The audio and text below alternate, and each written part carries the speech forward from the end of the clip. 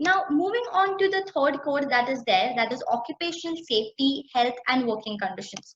So this code is basically, as the name suggests, was introduced with an object to consolidate and amend the statutes which deal with the occupational safety, health, and working conditions of the person who are employed in an establishment on all the connected matters therein. So this basically consolidates as many as 13 legislations that are there.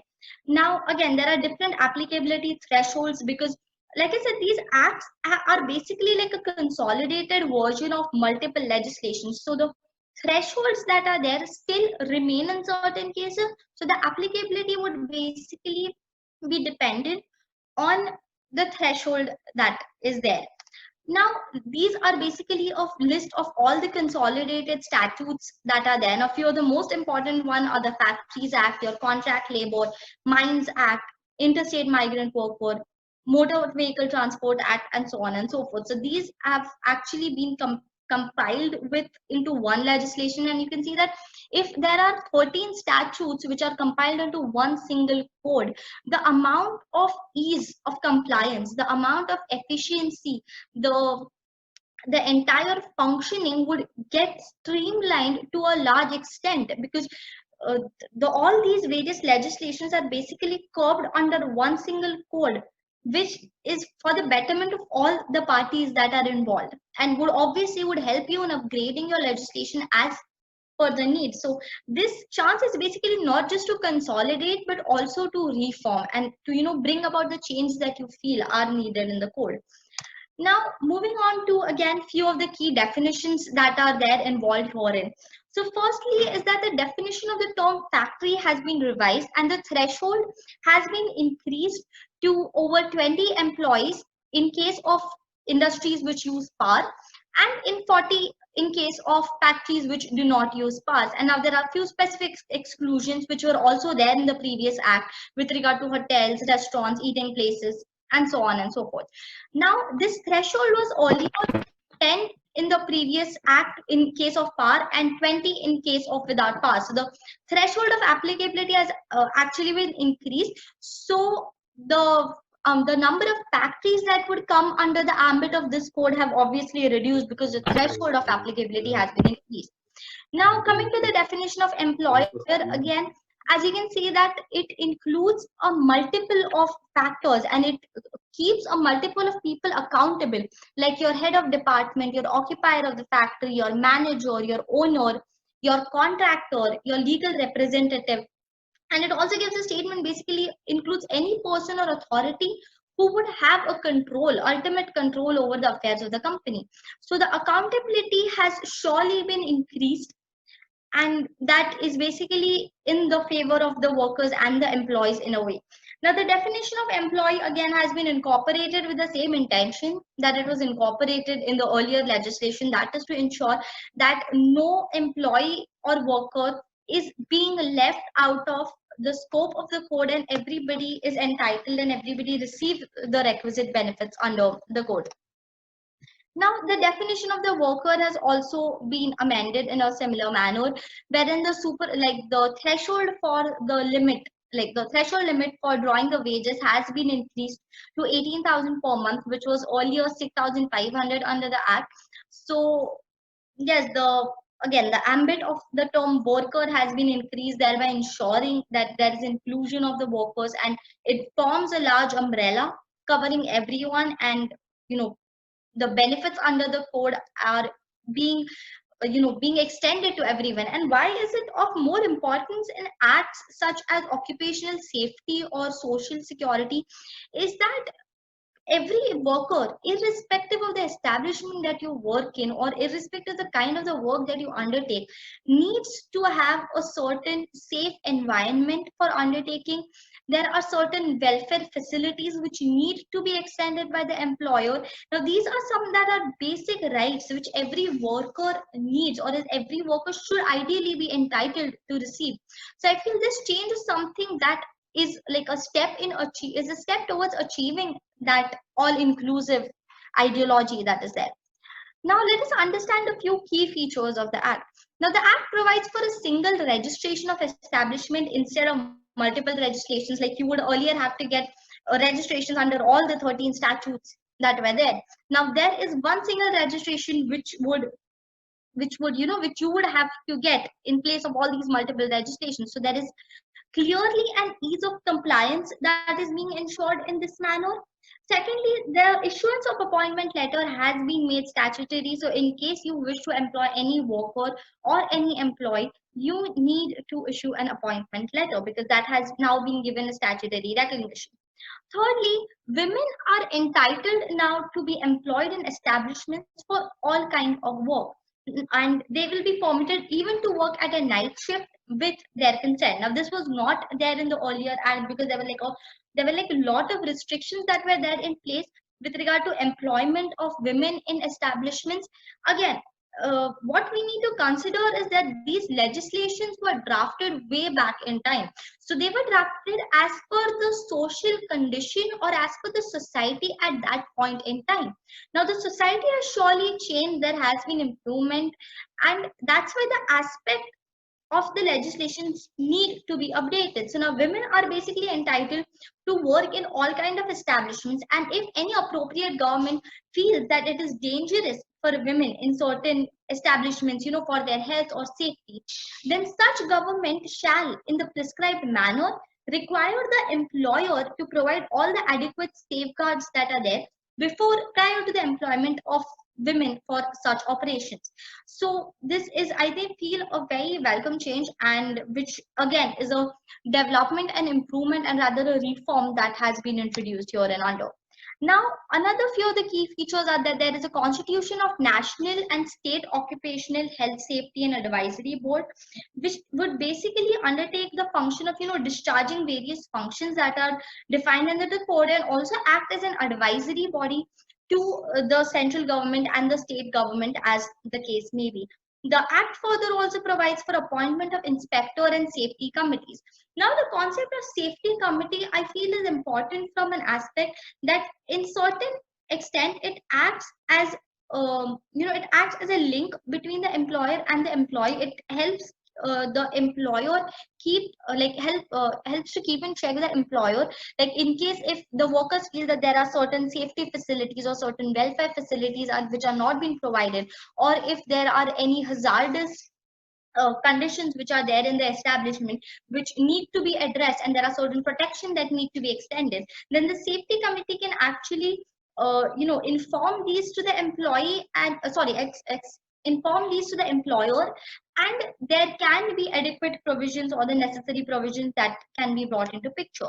Now the act also provides various provisions with regard to the working conditions and your welfare conditions, which basically are there with regard to giving of your first aid, ensuring that there are other facilities that are there. Now these facilities have not been changed much as compared to the earlier legislations. They are pretty much the same, like it's like it's pretty much the same that they have brought in here. But I feel the key feature here is that the expansion of these welfare facilities to a wide array of employees. So even under the earlier legislations, the issue was not that welfare facilities were not there. The provision for welfare facilities has always been there. The issue was that to whom are these welfare facilities actually being extended to? So the issue was the applicability, and the issue was the inclusion, which is being addressed, I feel, in a beautiful manner under this code. Now, coming on to the two main key developments that have been brought here are with respect to your contract labor and interstate migrant worker. So firstly, let's deal with the concept of contract labor. So the definition of contract labor has been modified, and it includes interstate migrant workers as well. But there are few specific exclusions, like with regard to your part-time employees, regularly employed people who are entitled to periodical increments and social security benefits. And now contract labor is applicable in every establishment which has 50 or more contract labor. Now earlier this limit was 20 or more contract labor. So basically the threshold limit has been increased so to 50 or more. So the number of establishments which would fall under the ambit has reduced significantly, considering that now any establishment which employs less than 50 contract labor would not actually have to comply with the provisions here and under, which earlier was 20 or more contract labor. Now, the provisions with regard to contract labor uh, imposes certain obligations on the employer as well as the contractor. So now, for instance, the contractor needs to obtain a license under the code. So that's the entire procedure that has been specified under the code. And the contractor has to obtain a license via that code, and no employer is permitted to appoint or to employ any contract labor from any non-licensed contractor. So the employer can now engage or employ contract laborers only and only through a licensed contractor. Further, the contractor cannot charge any fee or commission from the contract labor in this case. Now, there are few liabilities which are also being imposed on the employer. It has been clearly stated that the employer needs to provide all the welfare facilities that are being provided to the normal employees. The same need to be extended to the contract laborers. So adequate protection is being extended to the contract laborers as well. Secondly, in case that the contractor does not pay the contract labor, like either the wages in full or in part, then the liability falls on the employer for the payment of wages in the event of such a non-payment. And now the employer is obviously permitted to recover the amounts that has been paid by him from the contractor with, like, via the due process of law that has been specified therein. So I feel a lot of obligations have been imposed on the employer and the contractor as well, which I feel clearly ensures that the workers are being given adequate protection, and adequate welfare facilities are being extended to the contract laborer, and ensuring that they are entitled to all the benefits that the other normal employees would get during the course of employment. Now, coming on to the next factor, that is interstate migrant worker. Now, interstate migrant worker uh, the definition has basically been amended on two major grounds. One is that now this includes all your self-employed interstate migrant workers. So basically, as you can see, the second point here states that a person in an establishment who has come on his own from one state and has obtained employment in an establishment of another state, or has subsequently changed the establishment within the destination state. So the key word here is that has come on his own. So basically, self-employed interstate migrant workers have now been brought into the ambit, and now they would also be entitled to get all the benefits that are there. And the threshold limit for these interstate migrant workers had again been fixed at 18,000 rupees. So as you can see, the wage limit for the workers and the interstate migrant workers has been kept at a constant of, or is similar at rupees 18,000 per month or higher. Now there are various benefits that are being extended to these interstate migrant workers. For instance, there are various schemes that would be framed by the appropriate government with regard to wherein an option would be given to avail the benefits of public distribution system either in the native state or in the state of employment, that is your destination state. There would be availability of benefits available under building and other construction cess fund in the state of employment. There would be insurance and PF benefits that would be extended to the interstate migrant workers, which would be similar to the other workers who are employed in the establishment. Then there is also to ensure that suitable working conditions are being given. I feel this is one of the most important aspects that is here, because it is important that every worker has a basic working condition, a basic safe working condition that is being extended. Now there would also be extensions for, like, payments would be made for your journey allowance in the manner that has been specified thereunder. Now, the code also provides for maintaining a database for all the interstate migrant workers. Now, the workers basically have to register with the portal that has been specified via their Aadhaar number, and a centralized database will be maintained by the government. So I feel this would obviously help in streamlining and keeping a check on all the interstate migrant workers, and this check is basically for their benefit in the end, to ensure that all the benefits that are there are being extended to all the people who would fall under this criteria. Now there is also a provision which has been made for the social security fund that is there. Now the social security fund would be contributed in the manner as specified under the code that is there. I feel this is again one of the key features that is there for the benefit and improvement of the labor of the workers and the employees involved. Now again, there are other welfare facilities and allowances which are extended to these interstate migrant workers. Now, like I said, the key factor here is that they are trying to extend all the benefits, all the basic benefits to all the sectors of employees. So just because you are an interstate migrant worker or just because you're in contract labor, that does not mean that you should be left outside the ambit or outside the purview of the benefits of the code there under. Now, however, like we have discussed enough about the benefits and the liabilities, or even the benefits for the employer in certain cases. But again, there are few loopholes which are pretty evident, and I feel which would have to be addressed either now or some point in the future. So for instance, civil courts have been barred from hearing any matters under the code. So there is a notified authority which is there, which would be permitted to hear all the matters under the code.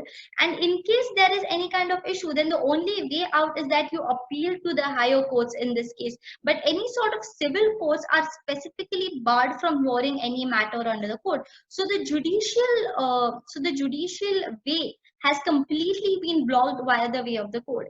Secondly, there is no displacement allowance that is given under the 2020 Code Bill. Now, displacement allowance was a provision which was specified under the 2019 Code Bill, and it was also given in the report of the Standing Committee. However, there is no provision that has been included herein. Thirdly, there has been increase in the applicability threshold in case of factories and contract laborers, as we have discussed. Now, like I said, because of the increase in threshold, what has happened is that the number of establishment coming under the purview of the code has reduced drastically. So it might not be so the workers who are being employed in the establishment which do not fall under the threshold are not basically entitled to any benefits. So the all inclusion policy might not be achieved to its maximum extent that would be possible.